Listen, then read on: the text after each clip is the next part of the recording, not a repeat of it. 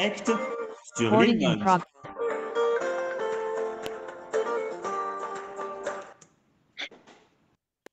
Mesdames, Messieurs, bonsoir. C'est avec un grand plaisir qu'on se retrouve pour une étude avec le Rav Kling. Ça fait au moins 3 semaines qu'on ne s'est pas vu. Comment Et ça vous se êtes fait? au rendez-vous. On est presque une centaine de participants ici pour écouter les enseignements du Rav Kling, qui va nous parler ce soir qui et quand, qui pleure et quand. C'est le titre. C'est bien sûr en rapport avec la paracha, également avec l'actualité israélienne. Pardon. Et bien sûr, on pense à tous les soldats qui tombaient récemment et également particulièrement à deux soldats issus de familles francophones, Nadav Issachar Fahi et Lou Nishmato et Eliaou Meir Ochana. Bechavod Arav. Ouais, je sais pas pourquoi il y a 3 semaines, vous étiez où? 3 semaines, on n'a pas fait quoi? Et Bon, ouais. enfin, bref. Bon, ok, d'accord. Alors, j'ai écouté il y a quelques jours, on m'a envoyé en vidéo une analyse d'une interview entre la journaliste israélienne Ilana Dayan et la maman d'un soldat qui était tombé. Et le bonhomme qui analysait l'interview, c'est le professeur ou le docteur Gadi Taub. Je ne sais pas si vous connaissez Gadi Taub, c'est un prof de fac, il est un publiciste également. Il était très longtemps, il avait des opinions politiquement très, très à gauche en Israël. Et puis, je ne sais pas ce qui lui est arrivé, ça fait déjà plusieurs mois, peut-être plus, qu'il a complètement changé et qu'il c'est devenu un des plus grands défenseur des idées de droite. Enfin, c'était comme ça avant le 7 octobre. Et le peu de fois où je l'ai entendu après, c'est toujours une analyse intéressante. Alors là, bon, lui, il a une théorie, il a écrit un bouquin là-dessus, il a une théorie que la société israélienne est divisée en deux. Il appelle ça les Nayadim et les Nayachim. On va dire, je sais pas, on peut traduire ça par les nomades et les sédentaires, c'est-à-dire ceux qui ont plutôt une tendance à l'universalisme, donc nomades, quoi, moins attachés aux racines et plus attachés aux valeurs universelles, et ceux plus attachés aux racines. Quand je dis aux racines, c'est tous les sens du terme racine. Et alors, ce qui l'avait beaucoup choqué ou beaucoup frappé dans cette interview, c'est qu'elle était représentative finalement de cette rencontre entre les deux représentants de la société israélienne qui se retrouvait là pour en tout cas la maman du soldat qui était tombé un petit peu contre son gré. Évidemment, elle aurait préféré ne pas y être. Mais ce qui est intéressant dans cette interview, c'est que la journaliste essayait de faire son travail de journaliste comme elle le comprend, c'est-à-dire de faire, d'arriver à avoir une sorte de sentimentalisme, rentrer, si vous voulez, dans le côté personnel, la douleur personnelle de la maman, etc., etc. Et elle, la mère, refusait finalement de donner à Ilana Dayan ce qu'elle attendait, c'est-à-dire chaque fois qu'elle essayait de lui parler de ce qu'elle ressentait personnellement, alors la maman en question, elle parlait des grands idéaux, de la raison de la raison de la guerre et de ce que ça doit faire pour le Ham Israël, etc., etc. Et c'était une sorte de dialogue de sourds, et puis même à un moment un petit peu, même, on sentait, c'était un petit peu gênant, on sentait une certaine pression de la part de la journaliste qui n'obtenait pas ce qu'elle voulait.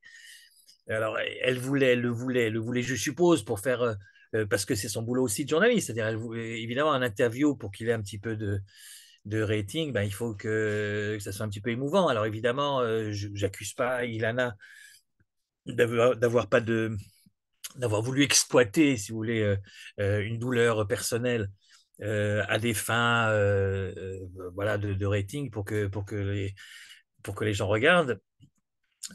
C'est pas son genre, c'est une patriote israélienne, etc. Mais enfin, c'était quand même intéressant de voir cette joute oratoire. normalement un interview qui aurait dû se passer normalement, quoi. Voilà, c'est quelqu'un qui a perdu un enfant au combat et évidemment, c'est en général très émouvant. En général, elle raconte, les mamans, quand on les interroge, elles racontent quelles sont les qualités de l'enfant, etc., enfin du soldat qui est tombé. Et là, elle se refusait à rentrer dans j'allais dire le mélodrame avec plein de guillemets, évidemment, vous comprenez, personnel, et elle restait dans des schémas de pensée très national, on va dire, c'est-à-dire le peuple juif, etc. Bon, ben, tout ça, ça m'a fait penser finalement à un petit passage de la paracha qu'on a lu hier, paracha de Vaïgash. Alors, paracha de Vaïgash, c'est la paracha du dénouement de l'affaire Yosef. Donc, le suspense, à la fin de la paracha de Vaïshev, on s'en souvient, Miketz, pardon, à la fin de la paracha, le suspense était insoutenable. On avait laissé la famille, enfin l'histoire, au moment où la coupe du roi avait été découverte dans le sac de Binyamin et qui donc aurait dû, d'après le pharaon, ou en tout cas d'après le sous-pharaon, qui était Yosef, celui chez qui on a trouvé donc la fameuse coupe, il aurait dû rester esclave, et les autres pouvaient repartir librement chez eux. Et là, Yehuda qui refuse et qui oblige finalement tout le monde à rentrer de nouveau au palais, et il va commencer sa fameuse plaidoirie.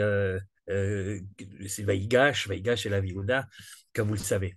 Et là, tout d'un coup, après le dénouement, une fois que tout le monde, une fois que Yosef a craqué, puis il s'est découvert à ses frères, alors à ce moment-là, c'est les grandes retrouvailles, évidemment, des appréhensions du côté des frères, à quel point ils nous pardonnent pas. On sent que ça leur pèse énormément sur la conscience et que malgré les paroles apaisantes de Yosef, ils sont toujours un petit doute, etc. Mais l'heure est aux retrouvailles, l'heure est également aux embrassades, à l'émotion. Tout le monde pleure en fait. Binyamin pleure dans les bras de Yosef et vice-versa. Euh, les frères pleurent, le père, quand il arrive, pleure également. Yosef pleure en le voyant, etc.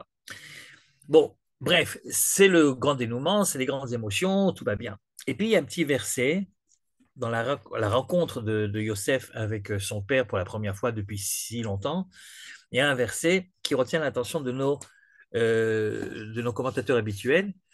Alors, je ne sais pas si Yohan a eu le temps de le préparer, mais ça se trouve dans la parachate Vaïgash. Ça se trouve dans la parachate Vaïgash au chapitre Mem Vav, 46, et au verset 29. Et au verset 29. Voilà ce que dit le texte.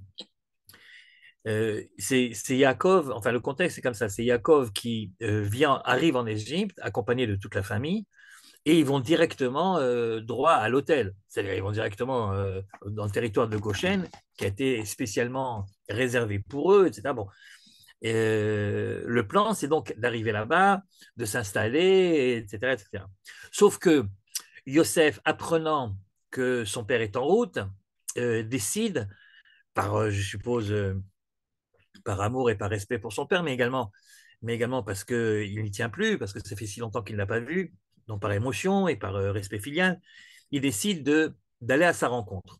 Mais Jacob n'est pas au courant que Yosef va venir à sa rencontre.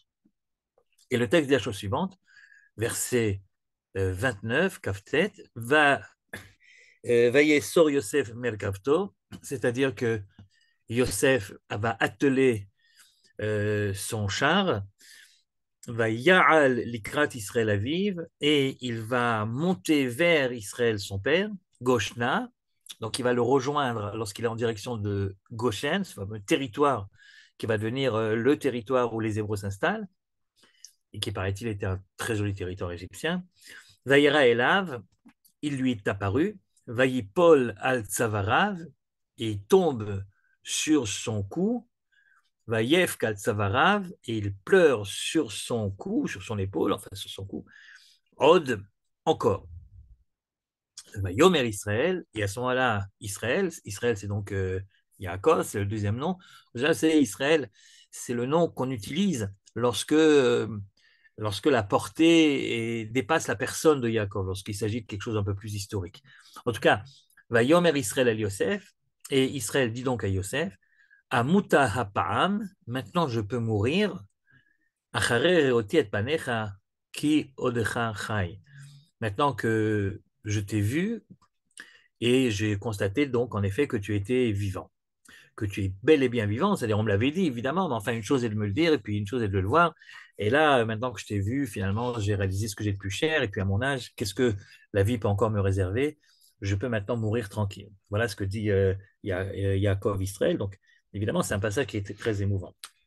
Alors ce qui a retenu l'attention de nos commentateurs, c'est dans le premier passouk, des deux versets qu'on vient de citer, le premier des deux, où la fin du passouk, c'est Vaïpol al-Savarav, il est tombé sur son épaule, Vaïef al-Savarav od, et il a encore pleuré sur son épaule. Le problème, c'est que le verbe est au singulier, c'est-à-dire il y en a un qui tombe sur l'épaule de l'autre, il y en a un qui pleure sur l'épaule de l'autre. La vérité, c'est que dans cette rencontre tant attendue entre le père et le fils qui s'aiment tellement et qui ne sont pas vus depuis longtemps, on s'est plutôt attendu à ce que le verset dise ils tombèrent dans les bras l'un de l'autre. Vayiplou echad al savare hasheni. Ce qui est arrivé avant avec Yosef et Binyamin, par exemple. Là, c'est très curieux que on nous raconte qu'il y en a un des deux qui a pleuré. Alors d'abord, évidemment, la grande question, c'est qui a pleuré. Puis une fois que tu as décidé qui a pleuré, alors la question est de savoir pourquoi le deuxième n'a pas pleuré. Parce que si le deuxième avait pleuré, ça serait écrit au pluriel, évidemment. Eh bien, cette discussion, qui a l'air de rien, va diviser euh, deux grands commentateurs bien connus. L'un, c'est Rashi, et l'autre, c'est le Ramban, Rabbi Moshe ben Nachman. Et voilà ce que dit Rashi. Alors là aussi, je ne sais pas si Johan a déjà réussi à nous préparer le Rashi. Sinon, c'est pas grave, je vous le lis. Donc, c'est le Rashi du verset 29.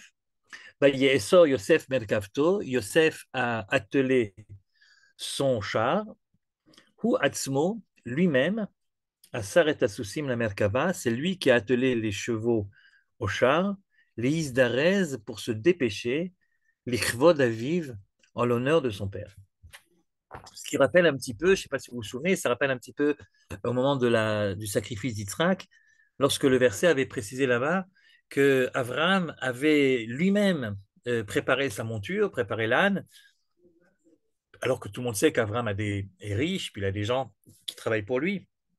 Et ça, c'est pas le boulot du patron, c'est le boulot de ceux qui préparent tout ça. Et donc, normalement, c'est les autres qui auraient dû préparer. Mais le texte nous dit que c'est Abraham lui-même qui a préparé son âne. Et Rachid dira, bah oui, bah, parce que voilà, il voulait se dépêcher. D'ailleurs, c'est pour ça que c'est écrit Vayashkem Avram Baboka. Il s'est levé de bon matin. Il avait une mitzvah à faire, la mitzvah de la Kedah. Il voulait absolument la faire. Il a fait lui-même. Et donc, c'est lui qui a attelé son âme. Il y a d'ailleurs là-bas une grande question qui m'a toujours un petit peu choqué. Euh, euh, on y reviendra un peu plus tard. Dans l'histoire d'Abraham, le Rachid dira c'est lui-même qui a donc attelé l'âne, et il dira pourquoi chez Ahava Mekalkelet ta Shua. Ce qui prouve bien que lorsqu'on aime, eh bien, on ne respecte pas les limites habituelles. Mekalkelet ta Shura. L'amour est tellement fort qu'il finit par nous faire des choses qu'on ne fait pas d'habitude. Tous ceux qui ont été un jour amoureux et amoureuses le savent bien. Euh, et ça m'a toujours un petit peu choqué, évidemment. Pourquoi ça m'a choqué? Parce que qu'est-ce que veut dire Rachi? Rachi veut dire que c'est Avram lui-même qui a attelé son âne parce qu'il était tellement plein d'amour que finalement, au lieu de faire les choses comme on fait d'habitude, il l'a fait lui-même. Mais l'amour de qui pour qui? L'amour évidemment d'Avram pour Dieu.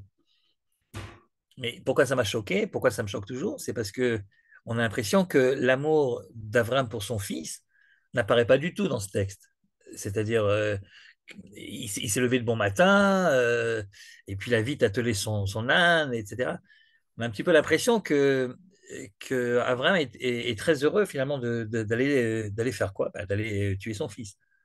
C'est quand même un petit peu bizarre. Alors, je savais qu'on a parlé une fois de la Kedah et de ce que Abraham avait mis comme signification dans la Kedah, mais enfin, quand même, ça peut expliquer pourquoi il n'a pas refusé ou il n'a pas discuté avec Dieu là-dessus, et puis il a accepté tout de suite l'ordre. Mais enfin, de là, je ne dis pas qu'il fallait qu'il refuse, mais enfin, de là à le faire avec enthousiasme, il va dire que je fais ça le plus vite possible. Et Avram, moi, ça me semble un petit peu ça. On a un petit peu l'impression que ça déshumanise un petit peu Avram. C'est-à-dire que par amour de Dieu, il aurait perdu l'amour qu'il est censé avoir aussi, au moins autant, enfin, je sais pas, en tout cas également pour son fils Yitzhak.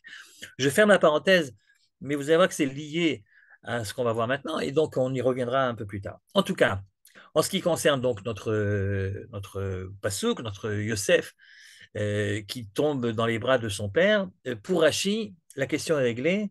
Celui qui tombe dans les bras de l'autre, celui qui pleure, c'est Yosef. Et voilà ce que dit Rachi. Donc, on reprend le Rachi. Donc, c'est Yosef qui, par amour et par respect de son père, c'est lui qui va atteler son char. Ou Atzmo, Asaret Asusim, la Merkava, les Isdarez, l'Ichvod David. Donc, il s'est dépêché par respect pour son père. Et puis, Vaïra Elav, pour Rachi, Yosef Nira El Aviv. C'est bien Yosef qui est apparu à son père. Autrement dit, le sujet de Vaïra Elav, il lui est apparu. Qui est apparu à qui? C'est Yosef qui est apparu à Yaakov. Et ensuite, Vaïev Kaltsavarav Od, et il a pleuré sur son cou, beaucoup, ou plutôt encore. Rachid dira, Od, ça ne veut pas dire encore, comme d'habitude. D'habitude, vous savez que Od, ça veut dire Tosefet, ça veut dire encore. Mais ici, ça veut dire beaucoup. Vaïev Kaltsavarav Od. Pourquoi est-ce que Rachid est obligé de changer la traduction habituelle du mot Od? Eh bien, tout simplement parce que si c'est Yosef le sujet, le mot Od est compliqué. Vaïev Kaltsavarav Od, c'est Yosef qui s'est mis à pleurer. Oui, mais alors pourquoi encore? C'est vrai qu'on a déjà vu Yosef pleurer un petit peu de manière très précise, c'est-à-dire ponctuelle. Il a pleuré une fois ici, une fois là. Mais ce n'est pas lui qui pleure de manière habituelle. Par contre, celui des deux qui pleure vraiment de manière constante, depuis qu'il a appris la mort de son fils, Yosef, c'est Yaakov, et qui était inconsolable. Vous vous rappelez, quand il a appris ça, il a dit je serai inconsolable. D'ailleurs, les enfants essaient de le consoler, ça n'a pas marché. Et puis, il y a écrit là-bas qu'il a pleuré Yosef énormément, et il témoigne lui-même qu'il pleurera son fils jusqu'au jour de sa mort. Donc, si c'était Yaakov qui avait pleuré, le mot Od, qui veut dire encore, aurait été bien approprié. Il continue à pleurer. De la même façon qu'il a pleuré tellement longtemps, pendant des années, ben, il continue à pleurer. Même si évidemment, c'est plus les mêmes pleurs. Les pleurs de Yaakov depuis des années, c'est les pleurs de peine. Et là, c'est les larmes de l'émotion. Mais malgré tout, le mot Od est plus adapté si on dit que c'est Yaakov qui pleure. Mais comme Rachi est persuadé que c'est Yosef qui a pleuré, alors il est obligé d'expliquer le mot Od de manière un petit peu différente. Et il dit Od, ça peut vouloir dire également beaucoup. Et comme si le verset ne disait pas il a encore pleuré, mais comme si le verset voulait dire il a pleuré beaucoup. Il a pleuré beaucoup. Et Rachi est obligé de prouver évidemment que le mot Od signifie parfois beaucoup et non pas encore. Et il a beaucoup de difficultés à prouver ça. C'est pas évident du tout. Alors, comme il connaît tout le Tanakh dans sa tête, Rashi, il est arrivé jusqu'au livre de Yov, figurez-vous, le livre de Job, et là-bas, il a trouvé un verset qui, semble-t-il, va dans son sens, puisque le verset dit la chambre ribouille, donc d'après Rashi, ça veut dire beaucoup. Enosam alav alilot nosafot al khataav. C'est à propos du verset de Yov 34, Vechen kilo al ish yesim od. Ça veut dire, si sur l'homme, on ne peut pas rajouter od. Od, ça veut dire ici, dit Rashi, beaucoup. La chanribouille, eno samalav alilot nosafot al khatam, on ne peut pas non plus lui rajouter des trucs qu'il n'a pas fait. Je vous rappelle que Yov a reçu plein de catastrophes, est malade, etc., etc. Et, et, et on essaie de le consoler en essayant de lui rajouter des fautes qu'il n'aurait pas commises. Et le Passouk dit non, mais Lo al ish yasim od, on ne peut pas rajouter des choses en plus. Et Rachidi, ça veut dire ici beaucoup. On ne peut pas mettre beaucoup de choses sur le même homme. Alilot Nosafot al-Khatav. Avkan, donc il semble prouver, si vous voulez, Rachid, il semble avoir trouvé son fameux verset où le mot od a ici la signification de beaucoup. Afkan, ici également, Hirba, aussi Bechi, Yoter al Aragil, ici aussi, ça veut dire qu'il a pleuré beaucoup, et non pas qu'il a encore pleuré comme il pleurait avant, mais qu'il a pleuré beaucoup, une intensité de pleurs qui n'est pas normale, qui est inégalée, qui est spéciale, qui est spécifique, parce qu'il était très très ému, voilà, c'est pour ça qu'il a pleuré beaucoup. J'avoue que la preuve de Rashi, que le mot od signifie beaucoup, elle n'est pas probante. C'est-à-dire que dans ce verset-là, concernant Yov, si on avait traduit encore, ça aurait pu marcher aussi, quoi. Ça aurait pas marché aussi. Kilo al ish yasim od, on ne peut pas lui mettre encore des fautes en plus de celles qu'il a. Bon, Rachid dit non, ça veut dire qu'on ne peut pas lui en mettre beaucoup. Bon, très bien, ok, c'est possible. L'un et l'autre est possible. Enfin, à mon avis, en tout cas, c'est pas, je ne suis pas un très grand linguiste, mais enfin, à mon avis, ce n'est pas une preuve réellement que le mot hot signifie beaucoup. En tout cas, une fois que Rachid a posé que le sujet, c'est Yosef, alors il est obligé également d'essayer de répondre à la deuxième question. Si c'est Yosef qui a pleuré, ça veut dire que Yaakov n'a pas pleuré. Et pourquoi est-ce que Yaakov n'a pas pleuré? Et là, il se sert d'un midrash cité dans la Gemara, que vous connaissez certainement. Et le midrash dit que la raison pour laquelle Yaakov n'a pas pleuré à ce moment-là, c'est parce qu'il était en train de faire Kriyat Shema. Il était en train de faire Kriyat Shema. Et Rashi s'arrête là, d'ailleurs. Voilà. Abal Yaakov, l'onafal al Yosef. Yaakov, quant à lui, il n'est pas tombé sur le coup de Yosef. Velo Neshako, il n'a pas embrassé. Vabrou Rabotenu, et nos sages disent Shaya Kore et Shema, il était en train de faire Shema Israël. Vous savez, quand on fait Shema Israël, on ne peut pas s'interrompre. On est d'accord que c'est un peu mystérieux cette réponse de la Gemara. Pourquoi est-ce que Jacob n'aurait pas pleuré? On sait très bien aujourd'hui, évidemment, que, un, on n'a pas le droit de s'interrompre quand on fait le schéma, et que deux, il y a des moments précis où il faut faire le schéma, et que si tu laisses passer le temps, ben, tu ne peux pas le faire plus tard. Enfin, c'est quand même bizarre comme coïncidence qu'au moment juste au moment où Yosef vient rencontrer Yaakov, juste à ce moment-là, c'est l'heure de Kriyat Shema. D'ailleurs, l'heure de Kriyat Shema qui n'existe pas en fait, puisque, comme vous le savez, les règles concernant le Kriyat Shema sont évidemment bien plus tardives. Enfin bon, ok, on a l'habitude de dire que nos pères respectaient également les halachot, très bien, donc c'est l'heure de Kriyat Shema, je veux bien, mais enfin, franchement, il n'aurait pas pu faire le schéma juste après ou juste avant. Il est obligé de le faire juste à ce moment-là quand Yosef arrive. Il ne peut pas s'interrompre parce qu'il est en train de faire Kriyat Shema. Ça semble très, très curieux quand même. Et évidemment, Rachid n'explique pas, c'est-à-dire Rachid donne simplement, il se repose, si vous voulez, sur le midrash qu'il a lu dans le Talmud pour renforcer ce qu'il est en train de nous raconter, c'est-à-dire que c'est Yosef qui a pleuré et non pas Jacob. Ce qui d'ailleurs, au niveau grammatical, si vous voulez, au niveau de la syntaxe, ça semble être assez juste, puisque dans ce verset-là, si Johan peut nous le ramener, dans ce verset-là, le sujet depuis le début, c'est bien Yosef.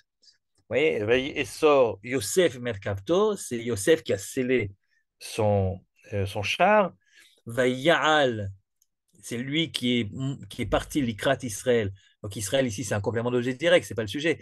C'est Yosef le sujet. Yosef est monté à la rencontre d'Israël, son père, à Goshen.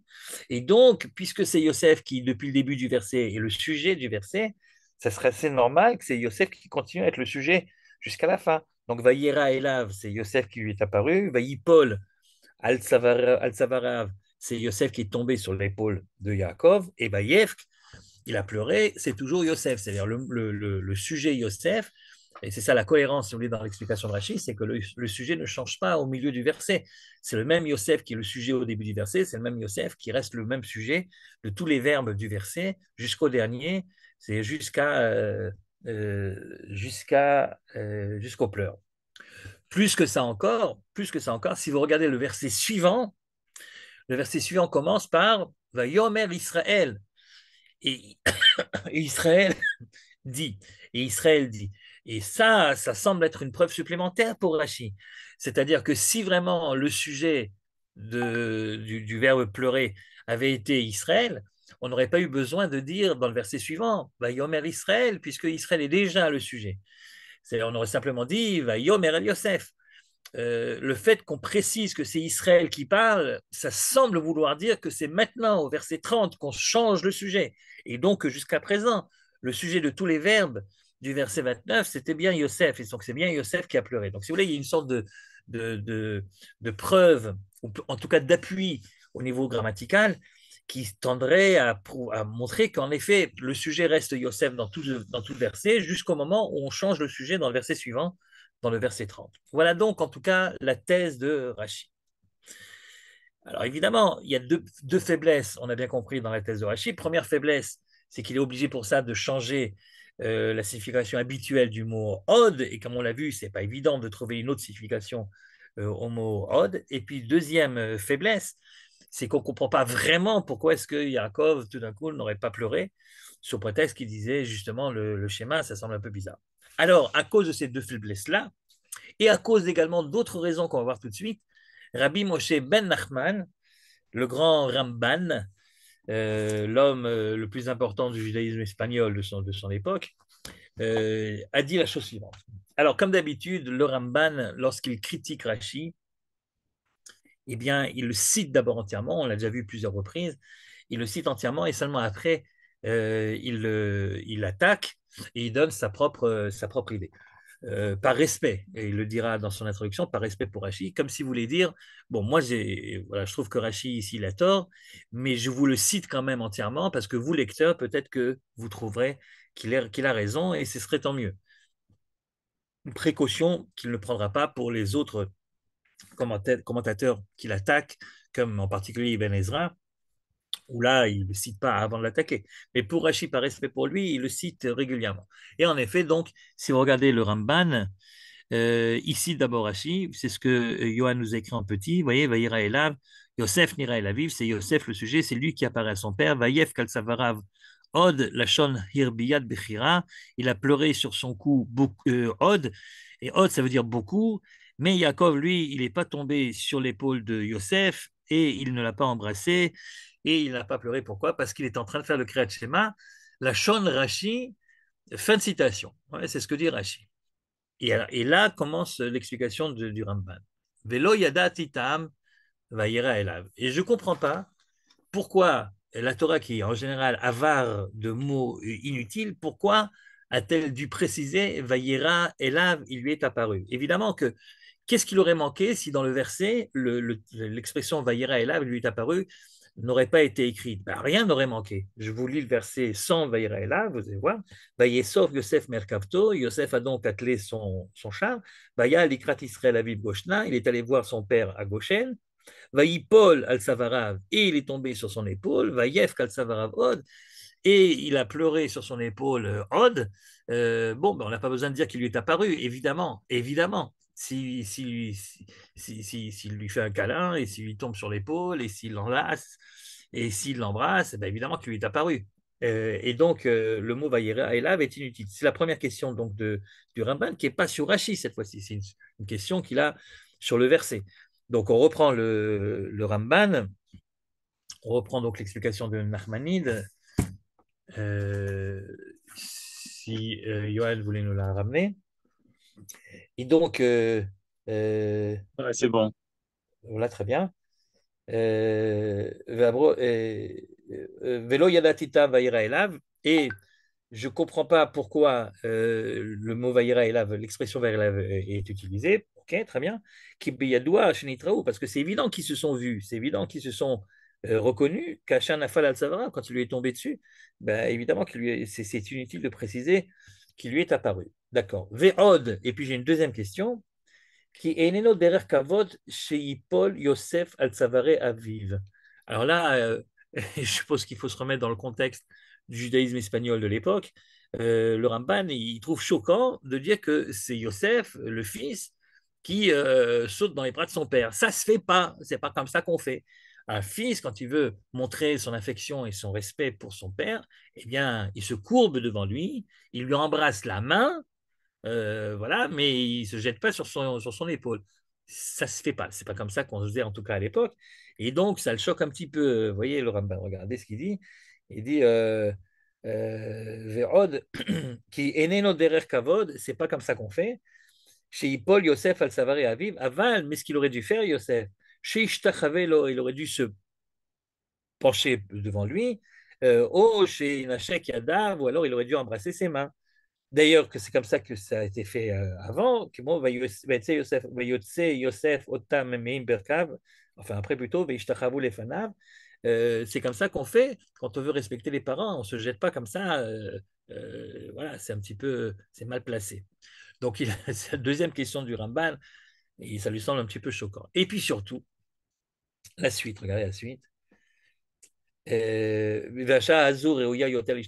Surtout maintenant qu'il le voit depuis si longtemps, ça aurait été de bon aloi qu'il se prosterne devant lui.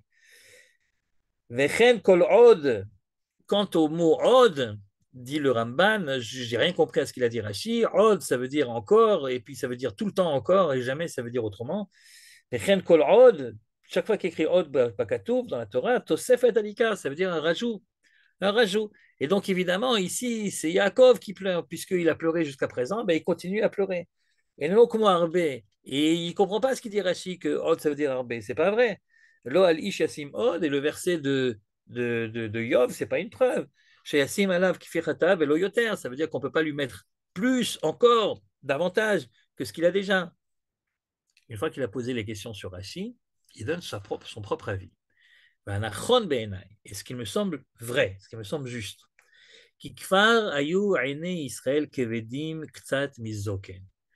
que les yeux d'Israël, avec l'âge, il était déjà âgé, bien âgé, 130 ans, il avait Yaakov à ce moment-là, et bien qu'à ce moment-là, ben, ses yeux ne voient plus aussi bien qu'avant. Vous savez, quand on prend de l'âge, et ben, il y a un certain nombre de choses qui faiblissent, comme par exemple la vue. L'ouïe également, paraît-il. Et plus on vieillit, et moins on entend bien. Et moins on voit bien également, moins on discerne bien. Alors voilà que Yaakov n'a pas tout de suite reconnu son fils, surtout qu'il a bien changé depuis la dernière fois qu'il l'a vu. Kikvar ayu ene Israël kevedim ktsat mizoken, ursheba Yosef emet kevet amishne. Et lorsque Yosef arrive avec son fameux char, le char réservé au Mishneh Lamelech, au presque roi. Ah, évidemment, c'est pas n'importe quel char, vous voyez. Alors, Yaakov, il a milieu d'imaginer que c'est son fils qui va descendre de ce fameux char. Il se souvient de lui quand il avait 17 ans. Voilà, c'est pas comme ça qu'il l'imagine, ok.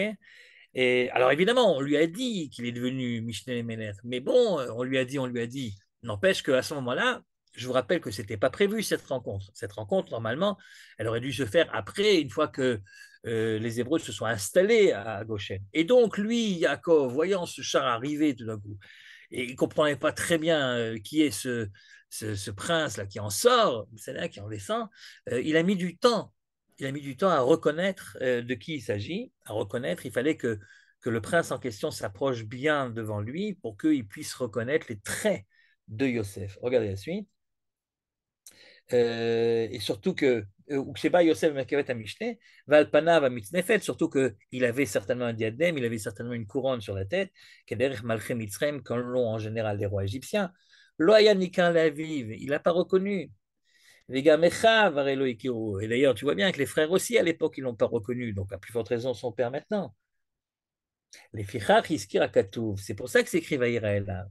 C'est pour ça que le verset écrit, Kikachan Itraël Aviv, Shebit Bo Vekiro, ça lui a pris du temps. C'est-à-dire, il est arrivé, il s'est approché, et puis tout d'un coup, hop, Vaïra Elav. Vaïra Elav, dans le sens, il l'a reconnu au bout d'un moment, quand il était proche de lui, il l'a reconnu. Et quand il l'a reconnu, comme il était très surpris, je vous rappelle que Yosef, lui, n'est pas surpris. Lui, il sait Yosef qui va trouver. Tandis que lui, Jacob, il est surpris. Et quand il voit et que c'est bien de Yosef qu'il s'agit, il reconnaît les traits du visage, etc. Alors, submergé par l'émotion soudaine, c'est lui qui pleure. C'est lui qui se jette dans les bras de son fils. OK. Les frères, Nafal Aviv al Savaro, c'est comme ça qu'il s'est donc qu'il a enlacé, ou Bacha Alav, et il a pleuré pour lui ou sur lui, Od, encore, après tout le temps où il avait pleuré à cause de lui, il continue à pleurer à cause de lui, même s'il ne s'agit pas des mêmes pleurs.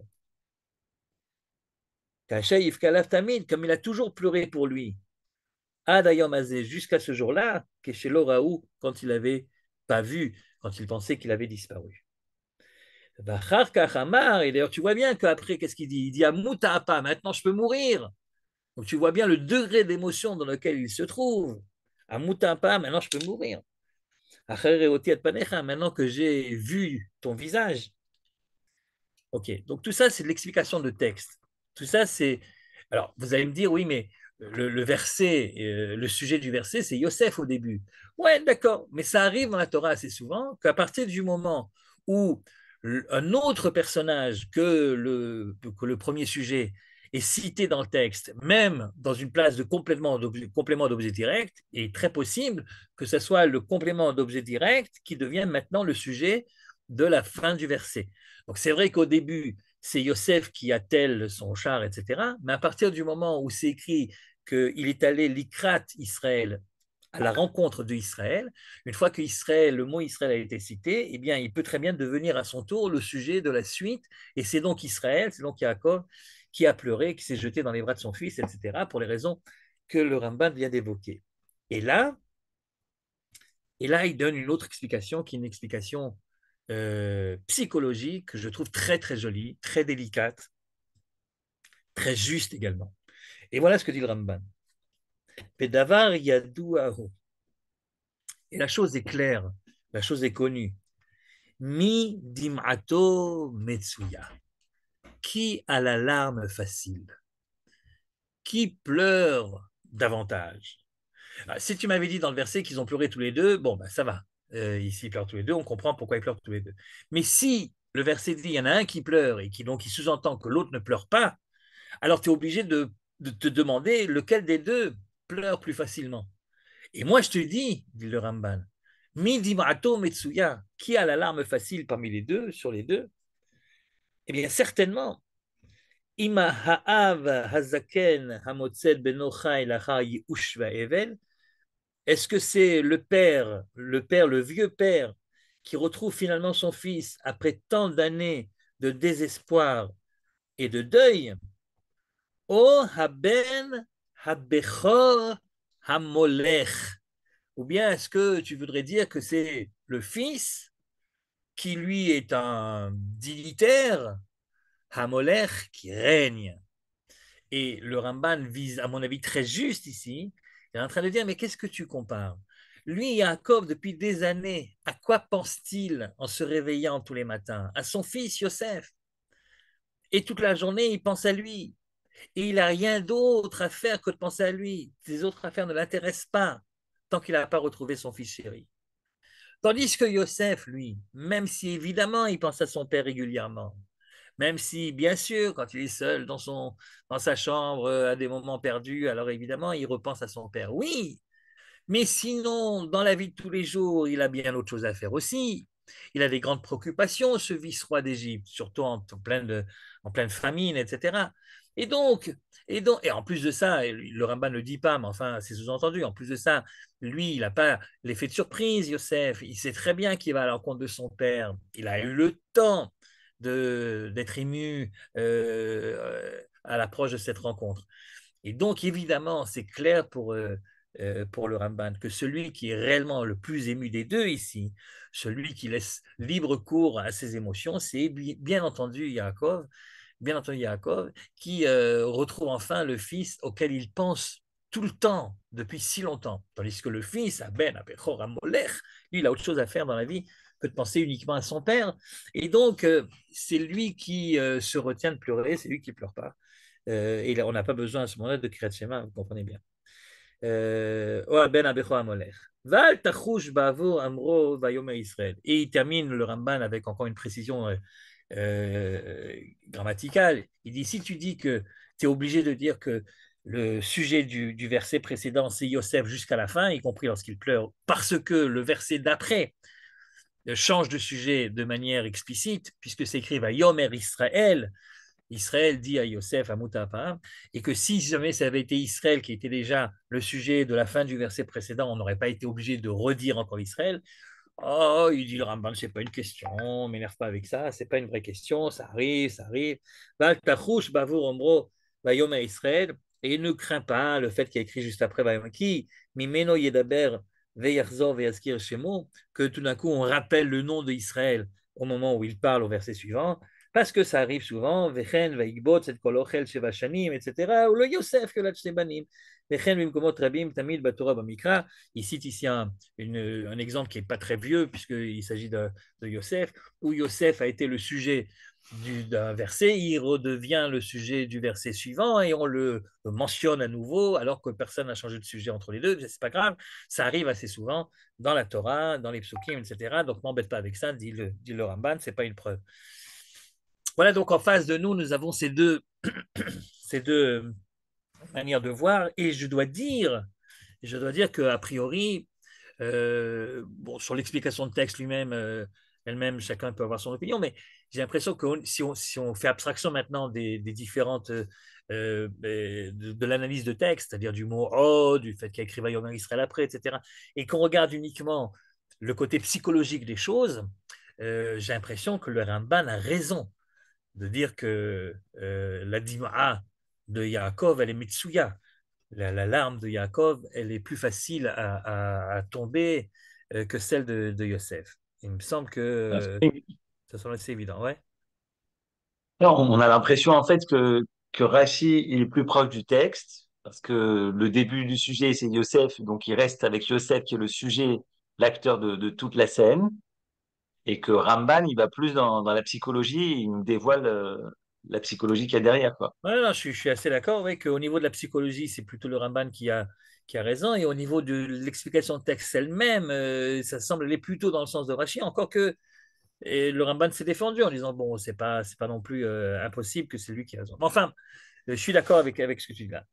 Et ce qui reste à expliquer, si en tant que Français, on veut prendre la défense de notre commentateur national, donc Rachi, qui vient d'être attaqué par des forces espagnoles considérables. Donc, si on essaie de comprendre Rachi, la vraie question, en fait, c'est pourquoi est-ce que Jacob ne pleurerait pas? Pourquoi Jacob ne pleurerait pas? Si c'est Yosef qui pleure, il faut bien expliquer pourquoi Jacob ne pleure pas. Alors, il le sait bien, Rachid, qu'il faut expliquer ça, puisqu'il se sert du Midrash et dit parce qu'il est en train de faire Kriyat Shema. Enfin bon, mais ça veut dire quoi qu'il fait Kriyat Shema? Et pourquoi est-ce qu'il ferait Kriyat Shema à ce moment-là? Il y a un type qui m'a dit récemment, oui, parce que comme il va dire à Moutapam, je vais mourir, euh, alors avant de mourir, vous savez qu'on fait le Kriyat Shema. Oui, mais je pense que c'est plutôt une boutade. Je pense que c'est plutôt une boutade. Pourquoi est-ce qu'il dirait Kriyat Shema à ce moment-là? Je pense que ce qu'il faut dire, et c'est ça qui va nous ramener à Abraham, et peut-être également à l'interview de Ilana Dayan avec cette fameuse maman, je pense que ce qu'il veut dire là, c'est que, vous savez qu'il y a une halakha, on va commencer comme ça, il y a une halakha qui existe dans le Shulchan Aruch et que personne n'applique réellement, en tout cas pas les Tunisiens, les Marocains non plus d'ailleurs, enfin les Tunisiens en particulier. Il y a une halakha qui dit on n'a pas le droit de se faire des bisous dans la synagogue. Vous connaissez cette halakha? C'est quand vous êtes au Beth Knesset, on n'embrasse personne. On n'embrasse personne. Les Tunisiens, ils s'en foutent, puisque, comme, comme vous le savez, en tout cas, pendant la Birkat Kohanim de Yom Kippour de Mincha, alors là, tout le monde descend, on s'embrasse, on est sous le talit, les femmes, les hommes, etc., etc. Et puis les Marocains, alors Birklal, ils embrassent partout, enfin tout le temps. Je sais pas chez vous, enfin, le bonhomme il monte au Sefer Torah, et puis quand il descend du Sefer Torah, ils sont obligés de faire la bise à tout le monde. Quand il arrive au Beth Knesset, même en retard, au lieu de dire bonjour, c'est la collade à chacun, etc. Il y a une halakha, on fait pas ça dans le Beth Knesset, on fait pas ça. Enfin bon, pourquoi est-ce que cette halakha existe? Pourquoi cette halakha existe? Mais parce que euh, tu peux aimer et montrer des signes d'affection vis-à-vis de ta famille partout ailleurs, mais au Beth Knesset, le seul qui est digne finalement d'affection, le seul qui mérite ton amour, c'est Akadosh Baruch Hu. Et donc, tes sentiments filiaux ou paternels, etc., bah, garde-les pour après, quand tu sortiras de la synagogue. Mais bah, la synagogue, non, on ne fait pas ça, la synagogue, vous voyez. Je reviens à Yaakov. Yaakov adore son fils Yosef pour mille et une raisons. Et évidemment, d'abord et avant tout, parce que c'est le fils aîné de Rachel qui est morte depuis longtemps. Et donc, toute l'affection qu'il avait pour cette femme qu'il a aimée toute sa vie, et ben, cette affection s'est reportée sur les enfants de Rachel, sur Yosef d'abord et Binyamin après. Mais pas seulement, il reconnaît dans Yosef des caractéristiques de manhigue, de dirigeant, voilà. Et donc, Yosef, c'est vraiment son enfant chéri, quoi. Il n'a pas vu depuis si longtemps. Et maintenant, il le voit. Et maintenant, il se rend compte que les rêves de Yosef, qu'il avait fait quand il était jeune, se réalisent devant lui. Tout d'un coup, il a une sorte de sentiment d'affection débordante, tellement débordante que ça lui semble too much. Vous voyez?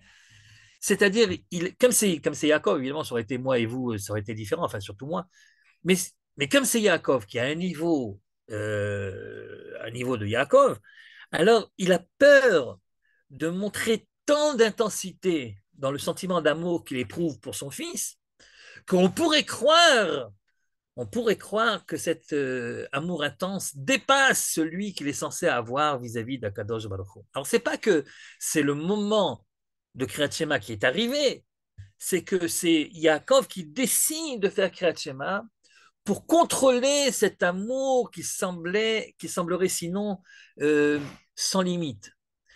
Il ne peut pas y avoir d'amour illimité pour quelqu'un, fût-ce ton fils, parce que l'amour illimité, c'est réservé à Dieu lui-même. Shema Israël Hashem Elokeinu Hashem Echad ve'ahavta et Hashem Elokecha bechol levavcha bechol nafshecha bechol modecha. Personne d'autre. Ça ne veut pas dire que tu ne peux pas aimer les autres. Tu peux aimer évidemment, tu peux même aimer énormément. Mais l'amour le plus intense, tu dois le réserver à ton Créateur. Et comme Jacob a senti à ce moment-là que l'amour qu'il a pour Yosef devient tellement intense qu'il a décidé de se contrôler à ce moment-là, de faire Kriyat Shema, de dire Va'afta et Hashem Elokecha, et après seulement de pouvoir sans doute tomber dans les bras de son fils. Voilà ce que pense Rachid et voilà ce que pense l'Agmara qui parle de Kriyat Shema. Un petit peu, si vous voulez, un petit peu comme le jour du mariage, où normalement, enfin en tout cas pour 95% des cas, c'est le jour le plus heureux du Khatan et de la Kala, et ils éprouvent l'un pour l'autre un grand amour, c'est un aboutissement d'un amour qu'ils éprouvaient déjà, mais qui arrive ici à son point culminant. Et donc, au lieu de les laisser tranquilles avec leur amour débordant, qu'est-ce qu'on leur demande de faire justement à ce moment-là? Casse un verre en souvenir de Jérusalem. Et Réga, et c'est tellement urgent de casser le verre maintenant. Je ne peux pas attendre un petit peu, je ne peux pas attendre les Shiva Brachot, je ne peux pas attendre plus tard, lorsque je serai assis, etc. Là, laisse-moi profiter de mon amour intense et infini pour Makala. Laisse-moi profiter de mon amour intense et infini pour mon Khatan. Pourquoi maintenant je devrais casser un verre? Mais justement maintenant, justement au moment où l'amour semble tellement fort, rappelle-toi qu'au-dessus de tes problèmes personnels, au-dessus des problèmes personnels qui sont des problèmes qui peuvent être des ennuis, comme ça peut être au contraire des moments d'intense bonheur, et au-dessus de tout ça, il y a la situation du peuple juif, il y a la situation qui doit normalement te préoccuper également. Et donc au moment du plus grand bonheur, celui qui rassemble, qui unit le mari et le khatan et la kala sous la choupa, à ce moment-là, justement, on pense à Jérusalem. C'est peut-être aussi, pour en revenir à l'histoire d'Abraham, c'est peut-être aussi un petit peu ce que Rachid voulait dire là-bas, en disant Abraham, il fait ça avec amour. Évidemment qu'il a aussi un amour pour son fils. Il n'est pas question de ne pas le signaler ou de penser qu'il n'en a pas. D'ailleurs, s'il n'avait pas d'amour pour son fils Yitzhak, l'épreuve n'en aurait pas été une. Donc évidemment qu'il a un amour infini pour son fils. Seulement, l'amour d'Hachem est supérieur. L'amour d'Hachem est supérieur. C'est-à-dire qu'avant son amour personnel, il place la raison d'être finalement de l'élection d'Abraham, qui est le caractère particulier de la relation qu'il entretient avec Dieu lui-même. Et c'est pour ça que non seulement il respecte l'ordre qu'on vient de lui donner, mais il le respecte avec beaucoup d'enthousiasme. Vayashkem Avraham Baboker, Vayachavosh et Ramoro de lui-même, Sha'ava, Mekalklet et Ashura, l'amour qu'il a pour Dieu est tellement fort que finalement, il fait des choses que normalement quelqu'un d'autre aurait dû faire à sa place. Si vous voulez extrapoler, il fait même des choses que normalement un papa normalement constitué ne devrait pas faire. Il devrait en tout cas discuter avec Dieu à ce moment-là. Mais il ne le fait pas parce que lui, il a un amour fou de Dieu parce que c'est pour ça qu'il a été choisi, parce que c'est l'alliance qu'il a conclue avec lui, etc., etc. Il y a donc ici, de la part d'Abraham comme de la part de Yaakov, si on prend l'interprétation de Rashi, il y a donc ici une volonté, quelquefois forcée, quelquefois pas naturelle, quelquefois il faut le montrer, il faut se retenir, et quelquefois c'est très compliqué, mais qui fait passer le côté relation avec Dieu, le côté relation de ce qu'on est au niveau du Ham Israël, au-dessus de ce que tu ressens personnellement. Et vous avez compris pourquoi j'ai pensé à ça quand j'ai écouté cette interview et l'analyse qu'en a fait Gadi Taub, parce que finalement, il n'a pas tout à fait tort. C'est-à-dire que dans les moments de peine absolue, la seule chose qui peut peut-être atténuer un petit peu la peine, c'est d'accentuer le côté shlichut, pour le Ham Israël, le côté mission accomplie par celui qui est tombé au combat pour le peuple juif, c'est-à-dire qu'il y a quelque chose ici qui nous dépasse tous finalement, et que évidemment que en temps normal, nos préoccupations personnelles, notre réalisation personnelle, notre épanouissement personnel, notre famille, les relations qu'on entretient à l'intérieur de la famille et avec nos amis autour, évidemment que ça occupe l'essentiel de notre vie affective.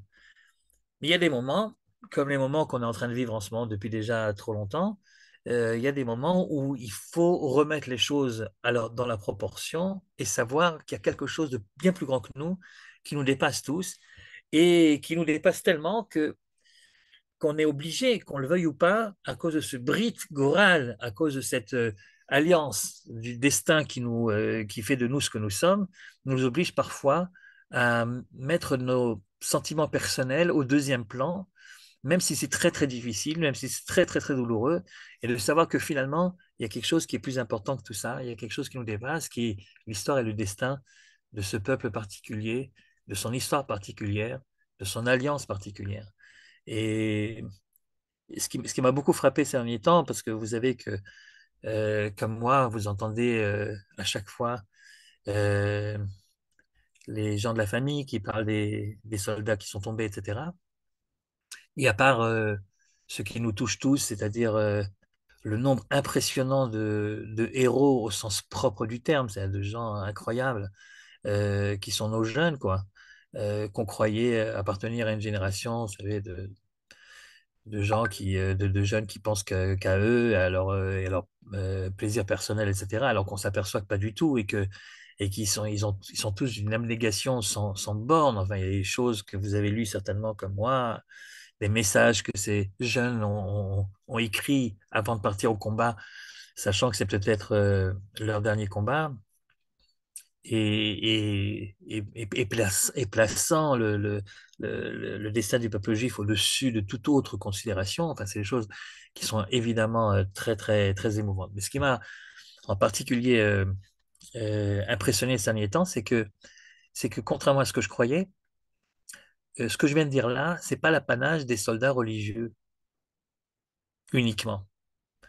Et que de manière très forte, il s'avère que même ceux qui ne pratiquent pas la Torah et les mitzvot euh, ont au fond d'eux-mêmes cette conscience qu'il y a quelque chose qui nous dépasse et, et qui vaut la peine qu'on lui accorde, qu'on se sacrifie pour, quelquefois même quand il s'agit du sacrifice le suprême.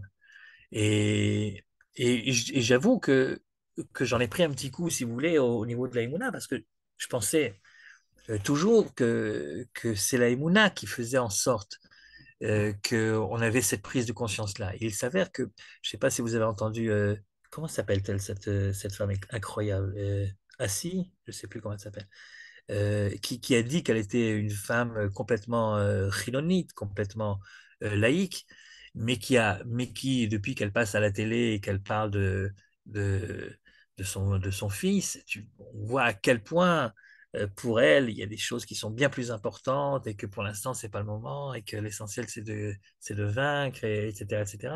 Et tu te demandes d'où est-ce qu'elle a cette force et ce courage et tu te dis que c'est pas obligatoirement quelque chose qui. Elle a même dit que elle est tellement laïque que ça n'aurait pas été ces circonstances-là. Peut-être que les enterrements dans sa famille auraient été des enterrements même non religieux, même sans kaddish, vous voyez. Mais que, évidemment, voyant l'impact que tout cela a au niveau du peuple juif dans son ensemble, alors évidemment que les choses ont changé. Mais ce que je voulais vous dire simplement, c'est que ce point fondamental qui lie l'individu d'Israël à la collectivité d'Israël, qui le transcende et le dépasse, c'est quelque chose qui touche évidemment les gens qui sont dans le monde de la Torah et des mitzvot, parce qu'on met beaucoup l'accent là-dessus de toute façon, mais qui touche également, c'est une révélation, en tout cas pour moi, qui touche évidemment et pas moins des familles qui ne sont pas obligatoirement à l'intérieur du monde de la Torah, de la Emouna et des mitzvot, mais qui malgré tout ressentent ce lien avec ce qu'on a l'habitude d'appeler Netzach Israël ou Tsur Israël. Vous vous rappelez, et puis je terminerai par là, vous vous rappelez qu'il y a eu au moment de la signature de la charte d'indépendance du pays, donc en 1948, juste avant, Ben Gurion avait écrit un texte qui allait devenir donc la déclaration d'indépendance. Et au moment où le gouvernement provisoire devait voter le texte, il y a eu une grande discussion. On est à quelques minutes avant la création de l'État, une grande discussion entre les représentants de l'extrême gauche laïque et des religieux qui faisaient partie du comité. Les religieux disent, si tu ne mentionnes pas le nom de Dieu dans la déclaration d'indépendance d'Israël, je ne signe pas. On n'a pas attendu tout ce temps-là pour que Dieu soit absent de la déclaration d'indépendance. Et les autres qui disent, écoute, si tu penses que tout ce qui est en train de se passer maintenant, c'est grâce à l'aide divine, tu as le droit de le penser, c'est légitime. Dis-le dans tes prières de remerciement à la synagogue. Mais ici, dans ce texte, qui est un texte officiel, ne mentionne pas le nom de Dieu parce que pour nous, disent-ils, ce qui est arrivé, c'est pas grâce à Dieu, mais c'est grâce aux pionniers, aux combattants, etc., etc. Et donc, il y avait tout d'un coup, juste à deux doigts de signer, il y avait cette grande discussion entre les deux courants, déjà à l'époque, vous voyez, et Ben Gurion qui s'arrache le peu de cheveux qui lui reste sur la tête et qui lui dit, mais enfin, ça va quoi, mettez-vous d'accord, mettez-vous d'accord. Et là, il y a le Rav Maimon, le Rav Fishman, le Rav Maimon, au nom duquel notre petit village à Kfar Maimon a été nommé, qui a une idée extraordinaire. Il dit, ben, on a qu'à, au lieu de mentionner le nom de Dieu, on n'a qu'à mentionner un de ses surnoms, Tsur Israël. Mitor Bitachon le Tsur Israël. Tsur Israël, c'est le rocher d'Israël. Parce que le rocher d'Israël, chez quelqu'un qui est lié au Tanakh, c'est évidemment une appellation de Dieu lui-même. Et donc, les datim l'ont compris comme ça. Mais si toi, tu n'es pas religieux, bah, tu n'as qu'à mettre à l'intérieur, derrière le mot Tsur Israël, tu n'as qu'à mettre ce que tu as envie. Et en effet, tu peux penser, par exemple, à l'éternité d'Israël, au destin d'Israël, etc. Et là, ça a contenté tout le monde. Et en effet, c'est ce qui est écrit dans la déclaration d'indépendance. Le dernier paragraphe, si on regarde là-bas, il y a écrit Bitachon, Betsur Israël, à partir de la confiance que nous avons tous dans le Tsur Israël, dans le rocher d'Israël, et chacun comprend ce qu'il a envie de comprendre. D'ailleurs, le Rav Fishman les a feintés, comme on dit en Belgique, puisque quand il a signé lui-même, au lieu de signer uniquement son nom, il a mis un Baruch Hashem juste avant, et mon Bezrat Hashem, afin que le nom de Dieu figure quand même son indépendance. Enfin bon, c'est une autre histoire. Mais tout ça pour vous dire que même si tu mets autre chose derrière le Tsur Israël, cette foi énorme qu'ont finalement tous les Israéliens, qu'il y a quelque chose de transcendant, quelque chose qui nous dépasse, qui est plus important que notre bien-être personnel, c'est quelque chose qui est partagé par toutes les facettes de la société israélienne, et c'est ce qui me donne à moi beaucoup d'optimisme et de courage pour l'avenir. Voilà. Toda rabba pour votre écoute. Merci beaucoup, Toda Rabba Rav King. Et Birchutra, on va quand même lire le testament de. C'est pas vraiment le testament, mais c'est la lettre que Ben Zussman il avait écrit. Ouais. Et en fait, cette lettre, elle est arrivée à sa famille après la Levaya. Donc, lorsqu'ils sont revenus à la Levaya, un Mhm. des amis de Ben a remis ça à ses parents. Et vous pouvez voir, il y a une interview de sa mère qui raconte comment elle a reçu la lettre. Et sa mère également, lors de la Levaya, a parlé de un peu ce que tu disais, quoi, a parlé du Ham Israël, a eu des mots très forts, et c'est beaucoup moins concentré sur sa peine personnelle. Et voilà, avec ta permission, j'aimerais quand même lire et Nishmato, et, Tu l'as en et français? Ah, super. Ouais. voilà, ça a été traduit. Je vous écris ce message sur le chemin de la base. Si vous lisez ceci, il m'est probablement arrivé quelque chose. Comme vous me connaissez, je suis probablement l'homme le plus heureux en cet instant. Je suis reconnaissant d'avoir le privilège de défendre notre peuple. S'il m'arrive quelque chose, je ne vous permets pas de sombrer dans la tristesse. J'ai eu la chance de réaliser mon rêve et mon rôle, et soyez assurés que je vous regarde d'en haut avec un immense sourire. Je serai probablement aux côtés de Papy et nous allons rattraper le temps perdu. Son grand-père était également quelqu'un qui a vécu beaucoup, qui a fait beaucoup de guerres, la guerre de Kippour, la guerre de 67. Donc, il parlait souvent avec son papy de faits d'armes. Chacun racontera ses expériences et ses récits de combat. Si Dieu préserve, vous êtes en Shiva, transformez-le en une semaine de retrouvailles avec la famille et les amis. Riez, racontez des anecdotes, rencontrez tous mes amis que vous ne connaissez pas encore. Un autre point très important. Si je suis pris en otage, vivant ou mort, je ne permettrai pas qu'un soldat ou un civil soit blessé à cause d'un accord pour ma libération. Je ne vous permets pas de mener ni campagne ni lutte, faire pression sur le gouvernement. Je refuse que des terroristes soient libérés en échange de moi, de quelque manière, forme ou accord que ce soit. S'il vous plaît, ne contournez pas mes mots. Je le répète, je suis parti de la maison sans même être appelé comme réserviste. Je suis rempli de fierté, de sens, de devoir, et j'ai toujours dit que si je devais mourir, je préférais que ce soit en défendant notre peuple, en défendant Jérusalem. Voilà ce que Ben Zussman a laissé. Et il était soldat, il a étudié à l'école de Himmel Farm à Jérusalem. Impressionnant. Impressionnant. Sruto, j'ai entendu du Rav Uri Cherki qui disait qu'on ne disait pas les Loup Nishmat parce qu'ils sont à un niveau déjà très élevé, mais qu'on disait Srutam Tagan Alenu, que leur mérite nous remplissent à nous de courage et de force et nous garde. Amen, amen, Kenny Hudson. Toda Toda Rabba. Rabba, il y a des questions, des remarques? Merci Aussi, beaucoup, c'est c'est évidemment. très Razak, émouvant. merci beaucoup. C'est très émouvant.